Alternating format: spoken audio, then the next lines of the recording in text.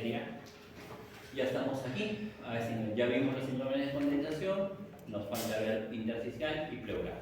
¿Ya? Esta parte de aquí, es que en realidad, por ejemplo, dentro de las enfermedades obstructivas, la vía aérea no la tocamos, porque la vía aérea alta es lo más fácil que hay, o sea, faringitis, anilotraqueomitis, eso la lo sabe cualquiera, ¿no? O sea, tus mismos primos, sobrinos, lo que sea, ven que alguien está estornudando y bueno, dice, estás resfriado, o sea, eso de ahí no te interesa mucho como médico. Lo que te va a diferenciar es esto de acá, ¿no? Específicamente saber lo que es el asma, lo que es el EPOC y bueno, ya el tema de la bronquitis aguda, ¿no? Pero ahora vamos a hablar sobre las enfermedades intersticiales. Y dentro de las enfermedades intersticiales tenemos, y lean la guía del JAMA, la guía del JAMA ha salido en el 2024, por si acaso, que hay una revisión de junio de este año, ¿no? Hay una revisión del JAMA en la cual te dice claramente que las enfermedades pulmonares intersticiales son más de 300. ¿Okay? Y se van a clasificar dentro de las que son, por ejemplo, las idiopáticas, quiere decir que no hay una fisiopatología concreta, por lo tanto no se le puede atribuir una causa. Las de etiología conocida, ¿no? Y dentro de ello, lo que quiero que sepan es que la enfermedad pulmonar intersticial difusa o EPID se lleva el 30% de las patologías y es la más frecuente, siendo el 30% es la más frecuente. O sea, no estamos hablando de que supera la mitad, sino simplemente siendo el 30%, el EPID es la más frecuente. Y otra de las características es que este síndrome intersticial siempre va a ser una enfermedad restrictiva. ¿Por qué va a ser una enfermedad restrictiva? Naturalmente hay una dificultad a la difusión, ¿no? En este caso no hay una obstrucción al flujo aéreo, sino hay una dificultad a la difusión, a la hematosis, ¿ok? Porque cuando, por ejemplo, en el tema voy a inventarme, del asma, ¿no?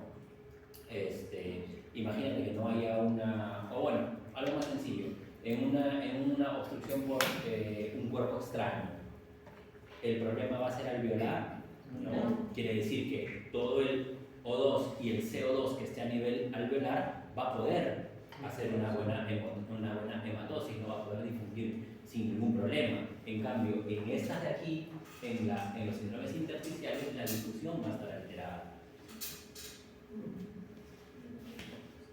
Definición y etiología. El intersticio, bueno, el intersticio ya saben que estamos hablando de la membrana basal, bien, tenemos sencillo acá esto.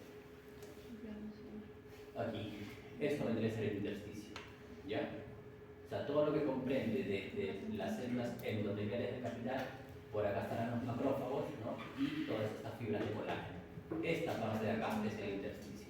Ahí básicamente se genera esta enfermedad, ¿ya? Pero ¿qué quiero que sepas? Naturalmente que va a haber elementos como fibras de colágeno, van a haber macrófagos, estos macrófagos tienen la capacidad.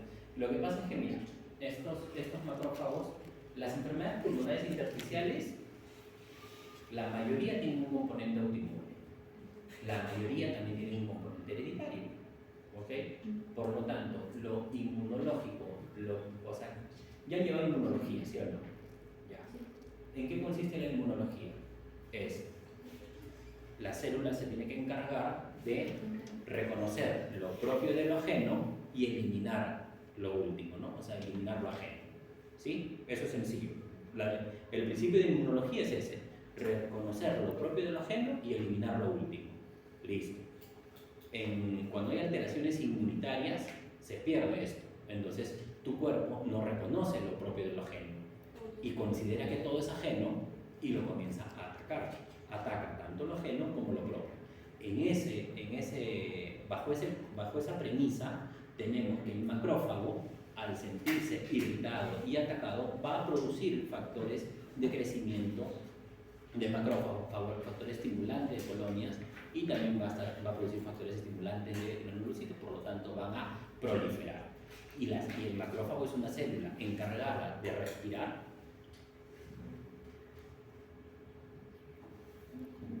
Vamos, porque si nos dormimos, de verdad, o sea, para mí es fácil, ¿ah? No. Entonces va a ocupar un espacio, una célula va a ocupar un espacio que no debería tener y que no va a generar difusión. Por lo tanto, el pasaje de aire, el intercambio gaseoso entre el CO2 y el O2 va a estar disminuido. ¿Ya? ¿Y se acuerdan de las fases que les puse en el examen y que sacaron simplemente como 1 y 2, así como dicen? ¿Ya? Listo, lo que quiero que entendamos de eso es que, número 1, la inflamación es, y en la etapa inicial, ¿no? ¿Por qué digo esto? Porque la inflamación es la fase 1, alveolitis, ¿no? Y la inflamación se presenta solamente en las etapas iniciales. En la etapa final va a haber inflamación muy escasa, porque ¿qué vas a inflamar si ya está todo fibroso? Y el fibroblasto no responde, el fibroblasto es una cicatriz, ¿no? O sea, si lo quieres pasar a piel, el fibroblasto vendría a ser la cicatriz que te quedó después de un corte. Listo, cuéntame. Doctor, una consulta.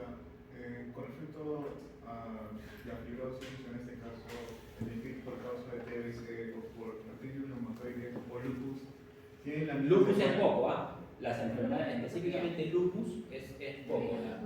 Sí tenemos fibrosis por TB y sí tenemos fibrosis por artritis. Ajá, el proceso es lo mismo. Sí, en todos los EPIT, la primera, o sea, esto aquí es definición y etiología de la mayoría. Luego van a haber particularidades que van a, por ejemplo, las linfocíticas, tiene que haber un predominio de linfocitos, ¿no? Pero vamos a ir tocándonos en corto. Básicamente, la mayoría, por no decir todas las enfermedades pulmonares intersticiales, cursan con esta parte de acá, ¿no? Y lo que quiero que entiendas es que una vez que tú pasas a la fase 3, ya el daño es irreversible. En realidad, todas las enfermedades pulmonares intersticiales son crónicas, ¿no? Y como les mencioné en algún momento, lo que yo necesito hacer dando el tratamiento es que la enfermedad no avance a 100 km por hora, sino que avance solo a 1 km por hora para darle esperanzas y chances a ese paciente. Lamentablemente intervienen múltiples factores, como les dije, por ejemplo, hay factores hereditarios. ¿Qué haces ante un progreso rápido? No puedes hacer nada. O sea, el progreso rápido, le des lo que le des, ya le des ciclofosfamida, rituximab, que son anticoagulantes, igual va a progresar. Pero hay otro tipo de progresiones que también son lentos y que van a ir y que responden muchas veces bien al corticoide. Sin embargo, la guía te dice claramente que el tratamiento no es a base de corticoides. Le damos corticoides porque es lo que tenemos a la mano, pero debe ser a base de inmunomoduladores. ¿Ya? Y esto acá, naturalmente, provocan engrosamiento de la membrana que vimos, ¿no? Y alteran la hematosis. ¿Qué es la hematosis? Ya lo hemos dicho, la difusión de gases. Y esta hematosis va a conducir a ¿qué? La hipoxemia. Naturalmente, porque ¿quién difunde mejor? ¿El O2 o el CO2? El CO2. Porque es más sensible al oxígeno. No, es eso. Era como... El libro lo dice. Susceptible. El libro lo dice. El CO2 es más difundible que los... Creo que la hemoglobina es más susceptible al CO2. Que Más afinidad, pero- creo, por la forma de... Pero sí, en realidad no es que sea más sensible el CO2, lo que pasa es que la hemoglobina libera más rápido el CO2. ¿Ya? Cuando, ¿te acuerdas tu efecto de Bohr y tu efecto de Aldane? Ajá, Sí, sí. cuando tenías una curva de disociación de la hemoglobina hacia la derecha y hacia la izquierda, ¿te acuerdas? Temperaturas. Cuando tú tienes una curva hacia la derecha, liberas más rápido el O2 y el CO2 sí es más fácil de difundir. Por lo tanto, sí es cierto que va a haber hipoxemia, pero naturalmente, por eso te quiero que sepas que el gas que mejor difunde es el CO2. ¿Ya? Y esto aquí es lo que les puse la imagen para que podamos entendernos. Todo esto sería el alveolo. El alveolo naturalmente está ocupado por neumocitos tipo 1, tipo 2. ¿Cuál sería la diferencia importante entre el neumocito tipo 1 y tipo 2? La forma. Bueno, en todo caso, La función, el lugar también donde se ubica. No, pero ya ahora sí, ya han llevado histología y han llevado fisiología. Una diferencia importante entre el neumocito tipo 1 y el neumocito tipo 2 por es eso el surfactante. el surfactante. ¿Quién produce el surfactante? El El tipo 2. Eso es lo importante, que el neumocito tipo 2 es el responsable de la producción del surfactante. ¿Y Evita el colapso El alveolar. colapso pulmonar. No solo eso, ¿qué más? ¿Cómo se llama? Lo importante, yo necesito que me digas lo importante, porque si me vas a decir tres cosas que no tienen validez, o sea, que no es que no tengan validez, sino que no son tan relevantes, específicamente para la difusión de gases, o sea, porque si está en el alveolo es porque tiene que ver con la respiración, ¿no? ¿Qué hace el homocidio tipo 2? Produce surfactante, ¿qué hace surfactante respecto a la respiración? Porque yo a un paciente en ventilador mecánico le pongo un PIC elevado y voy a evitar el colapso alveolar.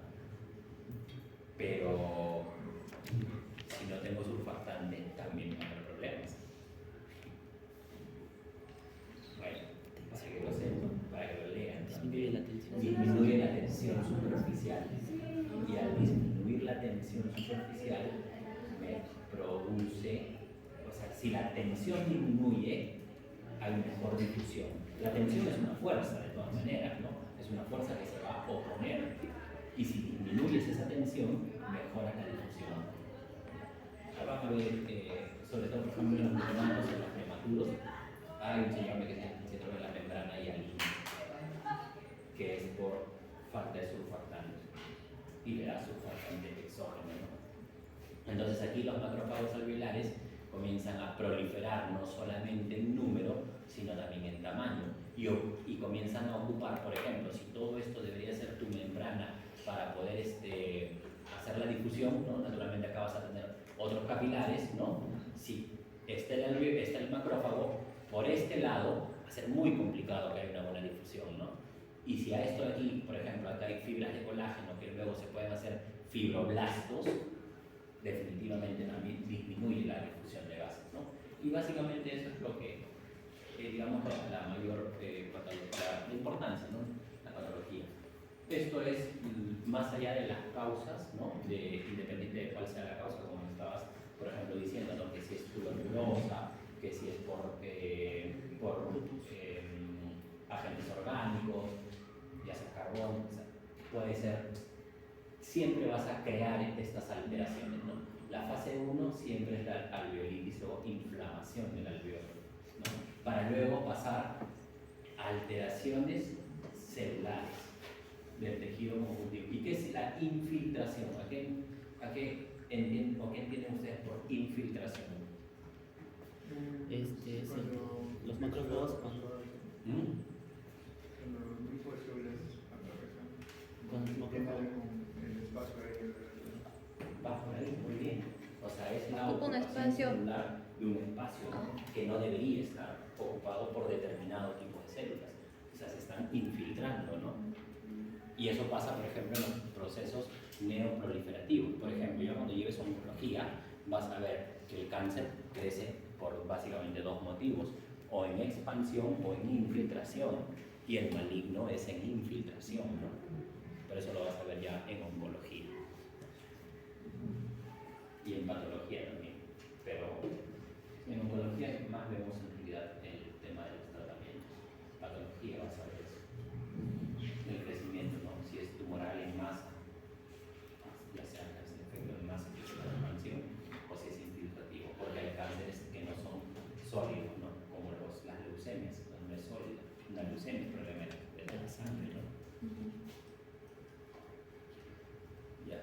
Algunas imágenes, básicamente, cuando me hablaba, yo me acuerdo que a ustedes se los dije, ¿a qué nos referimos con vidrio esmerilado? Escuadrón reticular. Ah,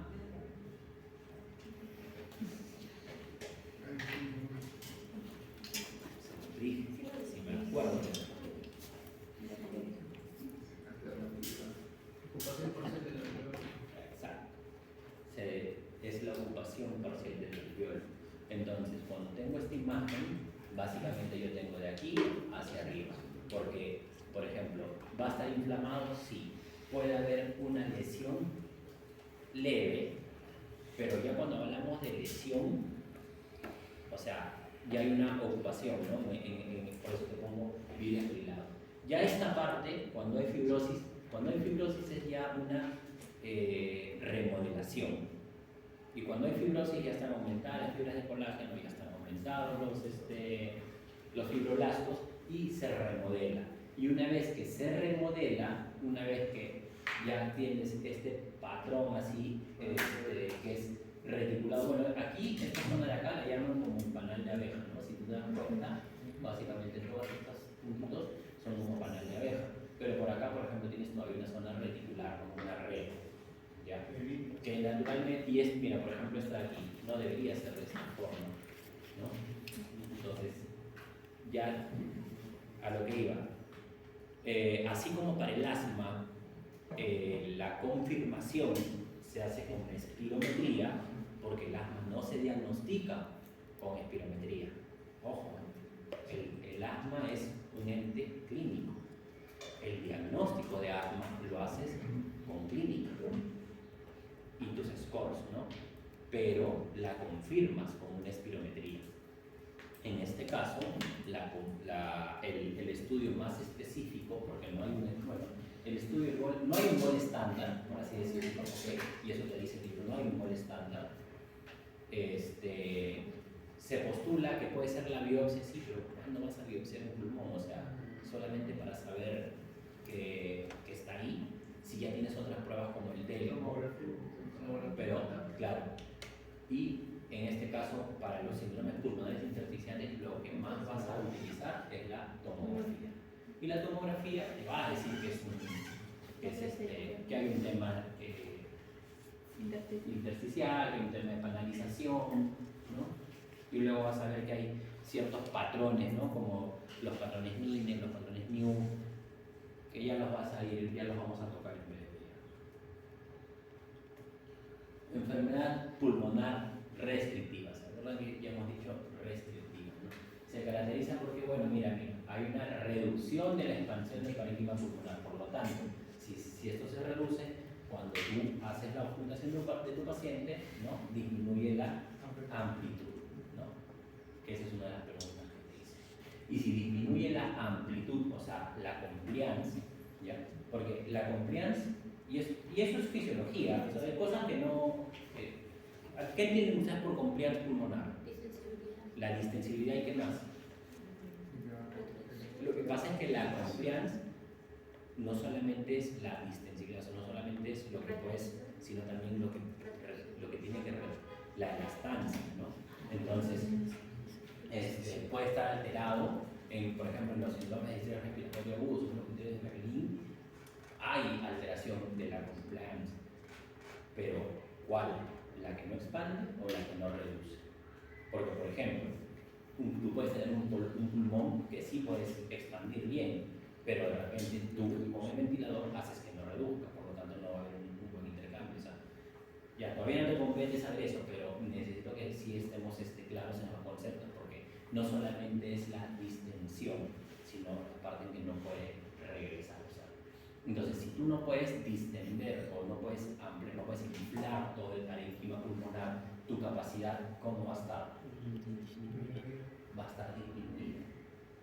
Y esa fue parte de la pregunta que le hice, ¿no? O sea, va a estar disminuida. Disminuyes la ampliación, o sea, disminuyes la amplitud del tórax, naturalmente también disminuye la capacidad. ¿Listo?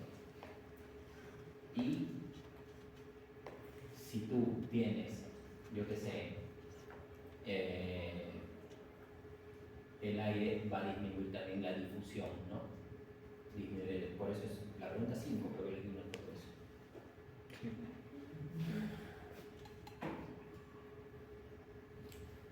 Ya.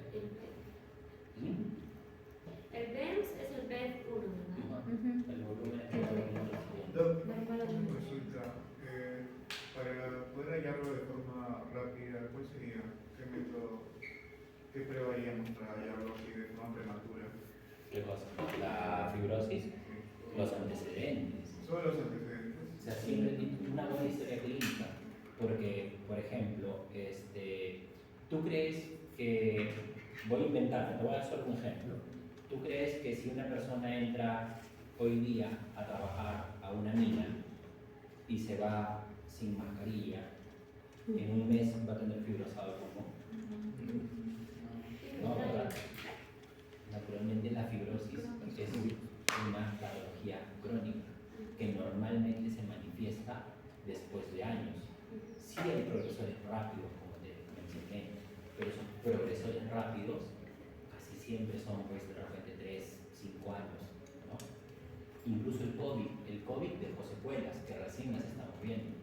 Recién estamos viendo secuelas, por ejemplo, fibrosis post-COVID, porque la alteración fue tan severa, ¿no? Incluso cursó con hemorragias y eso genera un cambio a nivel del intersticio. Pero recién lo estamos viendo. Entonces, ni siquiera ir a las minas, ¿sabes? Porque te vas a dar cuenta que hay muchos trabajadores en general, ¿eh? De todo. Por ejemplo, hay personas que se dedican a la pintura, esta pintura con aerosol, ¿no?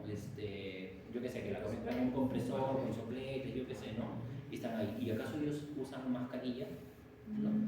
No, o sea, no usan. La verdad es que no, deberían utilizarlo. Y ni siquiera deberían utilizar la mascarilla, la de pliegue, esa no, es un respirador. O sea, ya no es mascarilla, el nombre correcto es un respirador. Porque todo eso que se va acumulando, al final les va a pasar factura, ¿no?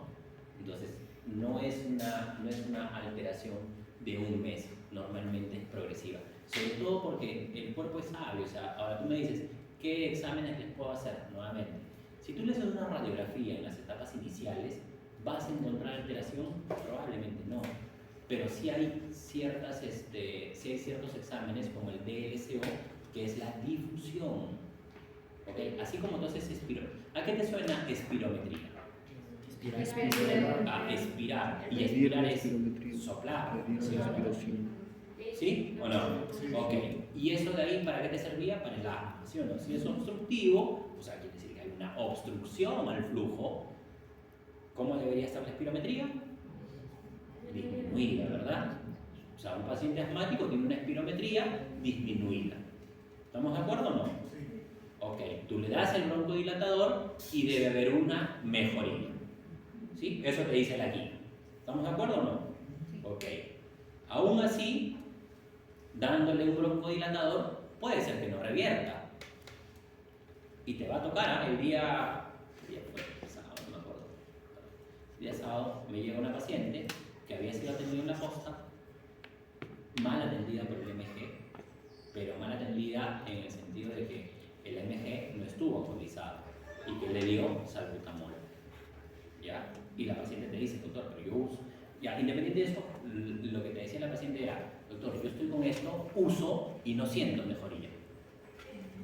Entonces te das cuenta que no siempre el broncodilatador te va a mejorar la respuesta. O sea, no siempre vas a tener una mejoría del índice de difenado. ¿Ya? Pero ¿cuál es la otra condición? Tiene que haber variabilidad en el flujo, porque tu flujo expiratorio no es el mismo durante 24 horas. ¿Okay? Por eso es que la guía te dice claramente, haces la prueba de broncodilatación, si no es positiva, si no revierte, no quiere decir que le vas a decir, ok, tú eres un asma severo, no, tienes que luego continuar con la variabilidad. Y si en la variabilidad recién ahí no cambia, listo, ¿no? Pero eso es para la espirometría. Sin embargo, para el tema de la fibrosis, lo que se hace es el DELCO, de LSO, ¿listo? El DELCO viene sobre algo de difusión. ¿Y cómo esperas que esté la difusión? Disminuida. ¿Por qué estaría disminuida? ¿Por qué no? Tranquila, que somos 25. No va a haber hematosis, no va a haber un descompensación. ¿Por qué? Porque está afectado el parénquima. Muy bien. Y no En va- términos sencillos, para que te hagas una idea, ¿qué es más fácil? ¿Atravesar una pared de tecnopor? O sea, que tú atravieses una pared de tecnopor o que atravieses una pared de concreto. Naturalmente es más fácil atravesar una pared de tecnopor, ¿sí o no? En ese procedimiento es donde se mide el CO2, ¿no? Sí, claro, porque es el de mejor difusión, el de más fácil difusión. ¿Ya? Entonces, ese ejemplo sirve, ¿no? O sea, si tú quieres atravesar una pared, es más fácil que atravieses una pared de Tecnopor, ¿no? Si tú eres el oxígeno o el CO2, es más fácil que atravieses una pared de Tecnopor que una pared de concreto. Mientras más fibrosado esté, es como si fuera concreto, ¿sí?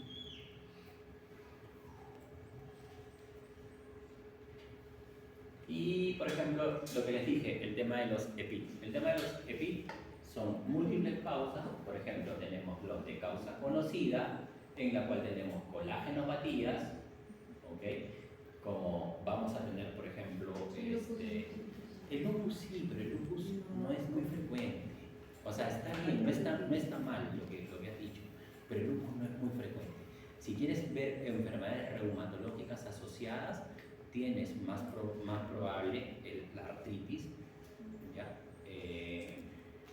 Tenemos, por ejemplo, alteraciones del colágeno también, la vasculitis, ¿ya? Que son más asociadas a un tema de un EPI. El lupus también te puede dar, sí, pero es más alejado. Los fármacos, ¿qué fármacos creen ustedes? Amiodarona. ¿Por qué amiodarona? Bueno, es un efecto pleiotrópico de los fármacos, ¿no? Pero sí es cierto la amiodarona. Me imagino que ya te lo han dicho o lo has leído en el libro. El metotrexate sí, a la larga también. El metotrexate, por ejemplo, ¿en dónde usas metotrexate? ¿Para tratar qué enfermedad?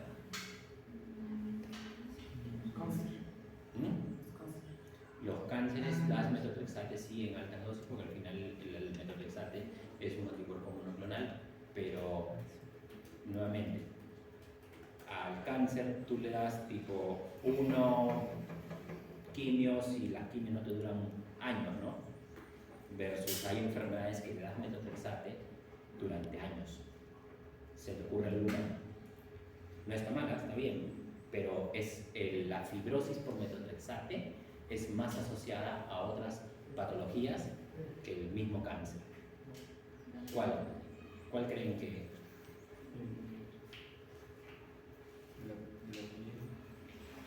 ¿Ya han llevado? No, es terapéutica. ¿Han llevado terapéutica? Ya, bueno, okay. Te la doy todavía. El metotrexate se da para tratar la artritis reumatoide como un fármaco modificador de la enfermedad. ¿Listo? Porque la artritis tiene fármacos que modifican una enfermedad como la hidroxicloroquina. ¿Listo? Y el metotrexate también se da. El metotrexate, si Dios no lo quiera, si usted conociera a alguien que es una persona con AR, con el artritis AR, ¿usted cree que la AR se cura? ¿No? Así es. Esa persona va a recibir tratamiento prácticamente de por vida. Va a haber, cuando ya está controlado, puedes bajar las dosis, incluso vas a tener periodos de remisión. Pero si es cierto, nunca se va a curar. Por lo tanto, el metotrexate es más asociado a AR. Y por eso te digo, ahí viene el tema de la AR, no para el lupus, por ejemplo, ¿no? Entonces, el AR, como necesitas darle, y tú haces una dosis acumulada anual, ¿ya? O sea, así como dosas los corticoides, o sea, tú tienes que saber cuántos corticoides le das a una persona al año, ¿no? También tienes que saber cuántos metotrexate le das al año, ¿ya?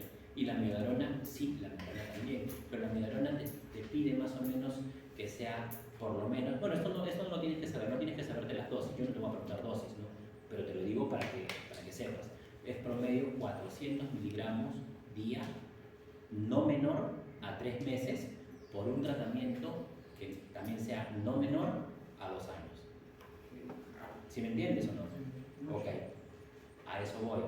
Que tú a una persona le des amiodarona, no necesariamente le va a dar fibrosis pulmonar de golpe. Tienes que, tienes que dárselo por largo tiempo. Pero si tú ya sabes eso, y naturalmente, ya cuando lleves cardiología vas a saber que la amiodarona es un muy buen fármaco, ¿ya? Sobre todo para el tema de las taquicardias. Vamos a poner con eso ahí, con las arritmias. La nitrofurantoína también. Así es. Tienes otros fármacos como la propafenona, por ejemplo, ¿no? Para no dar amiodarona. difícilmente la damos de forma ambulatoria, difícilmente, ¿no? Sobre todo ahora con los nuevos beta-block que hay, ¿no? Te permiten manejar otros fármacos. Y respecto a la nitrofurantoína, ¿cuándo das nitrofurantoína? ¿Tienes idea? ¿Ya no es un fármaco todavía? Sí. Fármaco, sí, por lo menos fármaco en algo, pues, o sea, tampoco te laves las manos y me vas a decir, no sé porque no estoy en mi sexto año, pero hay cosas que sí, porque si no tú mismo te limitas, ¿ah? O sea, nuevamente, al final yo puedo hacer una clase súper sencilla, igual me van a pagar, pero yo no estoy aquí para eso, yo estoy aquí para que tú entiendas y aprendemos juntos, porque naturalmente si hay cosas que no sé, las voy a leer para ustedes. La nitrofurantoína es un medicamento, es un fármaco muy común y muy utilizado, sobre todo con las mujercitas, para las infecciones urinarias, ¿no? Infecciones de la vía urinaria. Y las mujercitas son campeonas pues haciendo infecciones urinarias, ¿no? Así como las enfermedades tiroideas son más predominio de mujeres, las enfermedades reumatológicas también son mayoritariamente para mujeres, las infecciones urinarias son mayoritariamente para mujeres. ¿Listo? Bueno, los chicos tienen otras enfermedades también.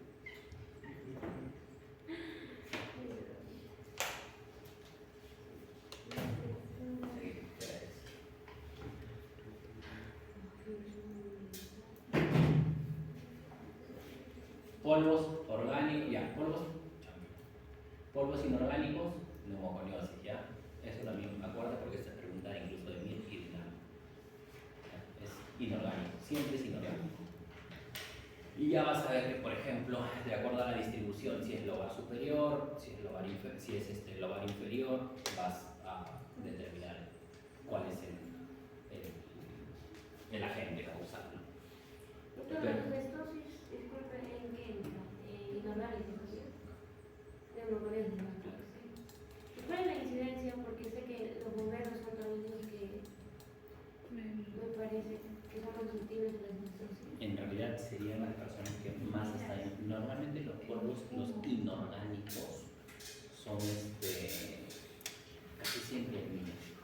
Sílice y asbesto son casi siempre en minas. Cuando tú estás expuesto a un incendio, y bueno, lamentablemente también, nuevamente, ese libro, ¿no? Es producido y editado. Bueno, ese es argentino, creo, si mal no recuerdo. Pero la literatura que toma casi siempre es americana. Entonces, por ejemplo, los gringos pues van con todo su equipo, ¿no? En teoría. Versus acá, vamos con lo que buenamente se puede, ¿no? Porque incluso te lo digo para el COVID, o sea, siendo estricto, nosotros no debimos tocar a ningún paciente con COVID. Y nos mandaban, se supone que yo debería haberme cambiado por cada paciente una N95. Y no te estoy mintiendo, te estoy diciendo la verdad, porque yo lo he pasado. Y sin embargo, como no teníamos, y hubo un tiempo en que se agotaron las mascarillas, nos daban una mascarilla por cada semana. Y esa mascarilla, llévatela a tu casa, la dejabas ahí y bueno, ya está, ¿no? O sea, pero es lo que nos tocó. Entonces, una cosa es lo que te dice el libro y otra cosa es lo que realmente pasa. Pero ¿a qué quería llegar? Al estar expuesto a cierto tipo de sustancias, porque por ejemplo, incendios en el centro de Lima, ¿tú crees que solamente se va a prender la casita? No, hay material tóxico, inflamable por pegamentos, por pinturas, o sea, naturalmente estás expuesto a muchas más cosas. Y los bomberos sí, ahora, porque, por ejemplo, ellos entran con sus filtros, ¿no? Con sus respiradores, pero esos respiradores, te dice, porque para el COVID yo intenté traerme un respirador, ya, pero me iba a durar solo un mes, porque tenía que cambiarle el filtro. Entonces, al final, como que no era tan factible, sobre todo porque cuando se cerraron fronteras no había importación de ningún lado, entonces te ibas a comprar un respirador por utilizarlo un mes, no tenía mucho sentido. Y hay fotos, por ejemplo, la gente tenía sus respiradores y las mascarillas se las ponían en los mismos respiradores, ¿no? O sea, es un tema, es una experiencia que bueno, que te queda ya de por vida, ¿no? A lo que iba es que están expuestos a muchas cosas los bomberos y sí, pues dentro de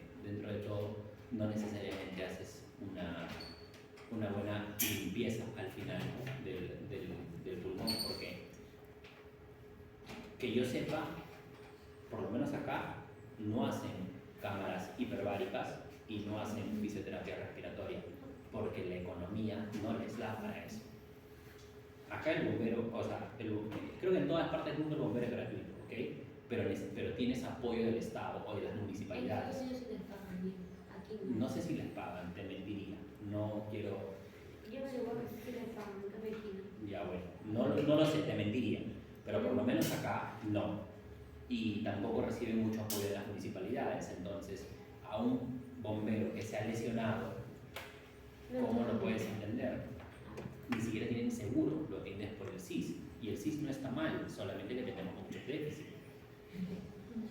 El hospital de Ate nomás, que supuestamente es nuevo, y que te digo que supuestamente es nuevo, porque no tiene más de 5 años, no tengo tomógrafo.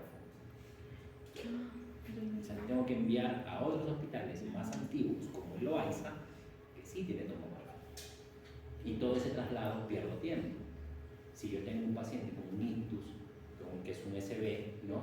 Tengo solamente 4 horas para repercutirlos. Y entre que va y le hacen gatón, o sea, al final no, y te quedan secuelas.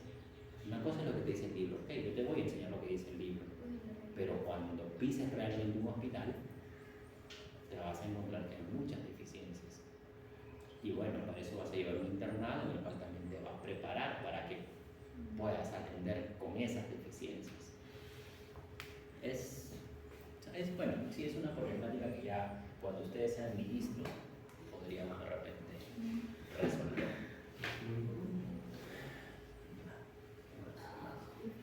De aquí, como ves, esta de aquí, solo esta de aquí, te lleva el 30% de las patologías, ¿ya? Que es la fibrosis pulmonar idiopática. Solo esta de aquí te lleva el 30% de las patologías. Por lo tanto, ¿te voy a explicar qué es una microlitesis alveolar? No. Te tengo que explicar esta de acá.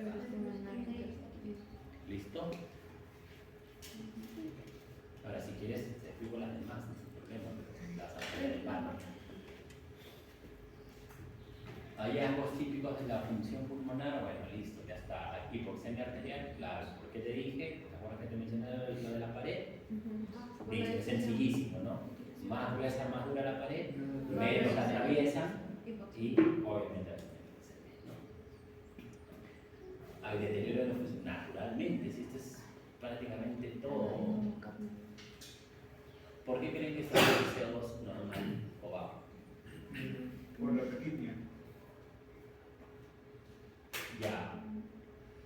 Sí, pero es por lo que les mencioné, que el CO2 difunde mejor que el O2.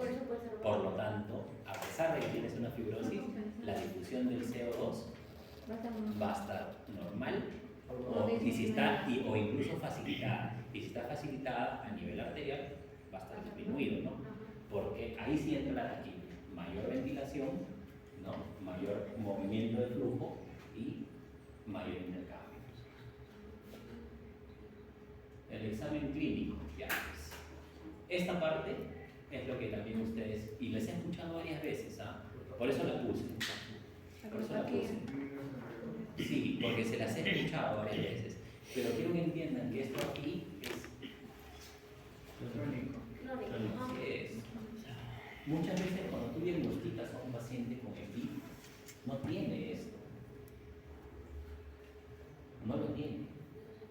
Pero sin embargo es lo que les he escuchado. Y no está mal, o sea, está bien que vaya explicando conceptos. Mi trabajo es que esos conceptos los lleves a lo que realmente te va a servir. Y la propagia no la vas a ver más que en las fases crónicas. En las fases crónicas. Sin embargo, que es lo que sí vas a encontrar, esto de acá.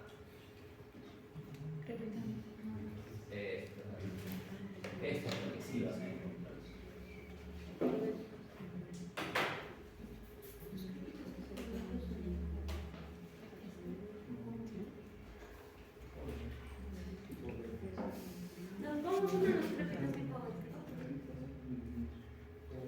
Como un velcro, así tal Cuando despegas. Ah, el velcro de... Ajá. Ah, por eso es el velcro, pues.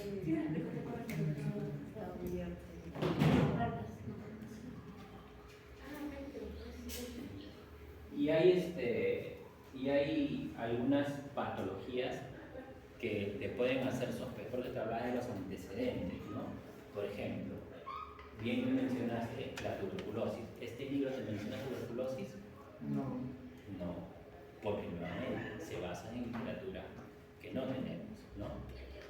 Entonces, y lo que pasa es que también aquí a nivel de Perú hay pocos estudios, o sea, yo qué sé, para hablar de la infección urinaria, por ejemplo, ¿no? La infección urinaria te dicen, primer tratamiento con nitrofurantoína, listo. Acá se hizo los estudios, por ejemplo, para el E. coli B, que solamente lo hicieron en 2 hospitales, que fue el Carrión y el Cayetano. Y te dieron luces de lo que sucede acá en el Perú, ¿no? La guía te dice, por ejemplo, que uses el imipenem, ¿no? Sin embargo, para las B, acá en el Perú, la respuesta fue mejor con meropenem. Entonces, si tú vas al examen, yo que sé, al MIR, los que quieran presentarse al MIR, te hacen esa pregunta y tú vas a tener que marcar el imipenem. Pero cuando estés aquí en el Perú tratando una E. coli B, tienes que darle el meropenem. ¿Sí me entiendes o no? Sí.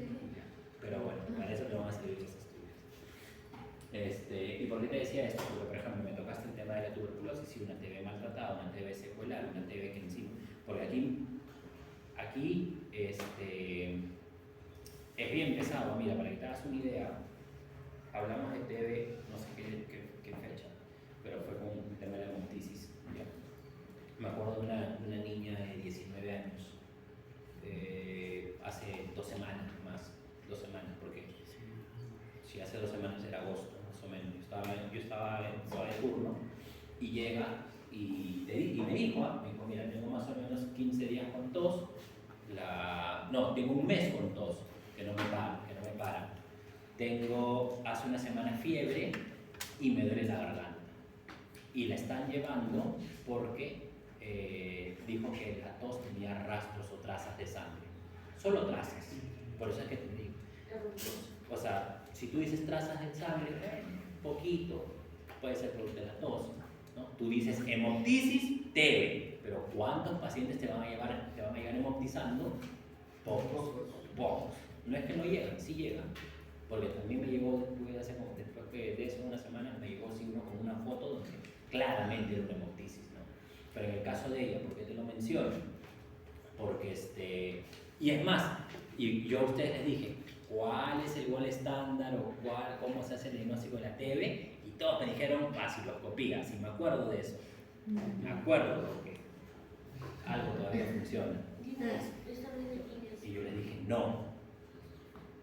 ¿Y por qué te menciono esto? Porque ella tenía estudios de BK en 2 instituciones distintas, tanto particular como en su centro de salud, y eran negativas.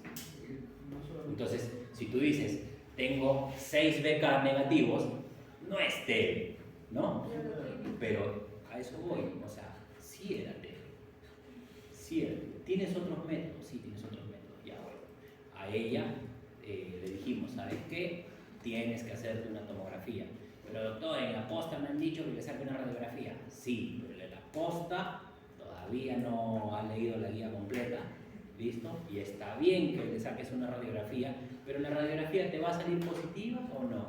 Difícilmente. Solamente cuando tienes 30% de alteración del parénquima te va a salir positiva. ¿Ya? Y también me dijo eso, me acuerdo el papá. Me dijo, pero ya tiene sus becas y le han sacado su radiografía y está normal, no es TB. Y nosotros insistíamos en que era TB. Y le pedimos la tomografía, porque por último le dijimos, ya señor, mira, si tú dices que no es TB y está así todo, le mentimos, esperemos que haya sido una mentira piadosa, y le dijimos que mira, que puede ser algo más grave. O sea, tratando de, entre comillas, asustarlo para que se haga la tomografía, porque el señor estaba terco en que no era TB, y que si yo le pedí una tomografía para TB, yo estaba loco. ¿Ya? Se hizo la tomografía y era TB. O sea, fue TB. Ya te ¿Cuántos dije, años tenía? 19 años. Entonces, y en el esa peso persona- no se veía evidenciado en el peso también. Había baja de peso, pero nuevamente no hay, o sea, o sea, ella había baja de peso, si mal no recuerdo, creo que era no. Te mentiría, no te puedo dar exactamente, es que mira, acordarme de todos los pacientes es un poco complicado, pero sí me acuerdo de algunos, en este caso me acuerdo por qué, porque me negaba que era TB, ¿me entiendes? O sea, me acuerdo mucho que el papá negaba que era TB, él estaba, no, tiene sus beca negativos, tiene, ¿cómo convences a alguien que a pesar de que tiene exámenes, es difícil, ¿no?, de convencerlo? Entonces, me acuerdo por eso, pero decirte de que si tenía contacto TB o que si había bajado de peso, si tenía sudoración nocturna o que tenía fiebre, te mentiría, ¿ya? Pero otra de las cosas que también les he dicho a ustedes, el libro te puede decir 5 características y no siempre tu paciente cumple las 5, ¿no? Eso ya es en una historia natural de la enfermedad, pero no siempre te cumplen las 5 características, ¿ya? Entonces, estábamos hablando de esto para decir que ciertas enfermedades, ¿no?, te van a predisponer y que si tú haces una buena anamnesis, terminas confirmándolo, ¿no? Porque nuevamente, ¿hay un gol estándar para el diagnóstico de fibrosis? No. Muchas veces el diagnóstico de fibrosis es por exclusión. O sea, dices, ok, esto no es, queda fibrosis. ¿Listo? Entonces, es importante porque si un paciente te dice, oye, ¿sabes qué? Mira, yo he tenido eritema nodoso. Ah, y ahora te falta el aire. Ah, bacán, ¿no? Y tienes una tomografía con panalización. Ya, pues, ¿no? O sea, no vas a hacerle una biopsia, como te digo, ¿no? Más. Esto de acá, vasculitis cutáneas y las enfermedades dérmicas, fenómeno de Raynaud y esclerodermia. ¿Alguien tiene Raynaud acá? Alguien de tu promoción va a tener Raynaud. Siempre. Siempre.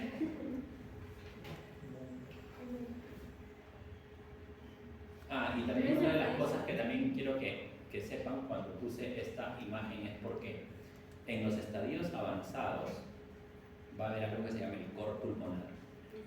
¿Sí entienden lo que es el cor pulmonar?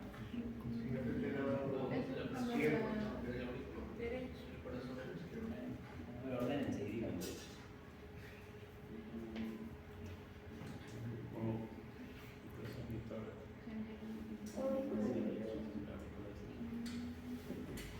Solo escucho auricular derecho. Cuando hay incremento de la presión arterial de la auricular derecha. Sí, tienes razón por ahí. En términos sencillos, el cor pulmonar es la falla del corazón derecho a consecuencia de un problema pulmonar, ¿no? Por eso se llama cor pulmonar. Ya sea por hipertensión pulmonar, casi siempre hipertensión pulmonar, pero puede haber una etapa congestiva y eso de ahí te hace una falla del corazón derecho. El corazón en la circulación, la vez pasada estábamos hablando, corazón izquierdo, corazón derecho. ¿Listo? Fibrosis pulmonar.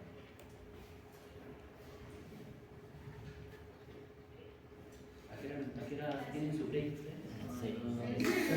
En 2 minutos.